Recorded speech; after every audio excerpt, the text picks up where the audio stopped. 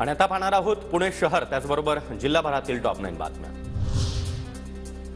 पुण्यामध्ये महात्मा ज्योतिबा फुले यांच्या जयंतीनिमित्त बनणार 10,000 किलोंची मिसळ शेफ विष्णू मनोहर यांच्या देखरेखीखाली ही मिसळ बनवून वाटप करण्यात येणार। पुण्यामध्ये अजित पवार आणि चंद्रकांत पाटील यांचा मिसळवर ताव। चंद्रकांत पाटील यांच्याकडून अजित पवारांना गुढी भेट। पुणेकरांकडून पाणीपट्टाची वेळेत वसुली पण पाणी वेळेवर नाही। पाणी पुरवठ्याच्या तक्रारीबाबत पालिकेकडे ढिगभर तक्रारी अर्ज। नाले सफाईसाठी 10 मे पर्यंत मुदत। महापालिका आयुक्तांचा आदेश। लोकसभा निवडणुकीची आचारसंहिता लागू होण्यापूर्वी नाले सफाईला सुरुवात। राज्यामध्ये यंदाचा ऊस गाळप हंगाम अंतिम टप्प्यात। आतापर्यंत 108 लाख टन साखरेचं उत्पादन। गेल्या वर्षीच्या तुलनेमध्ये 3 लाख टन उत्पादन जास्त। पुण्यामध्ये कार्यालयीन जागांच्या मागणीमध्ये 43% वाढ। पहिल्या तिमाहीमध्ये 1,62,00,000 चौरस फुटांचे व्यवहार। देशामध्ये बंगळुरू आघाडीवर।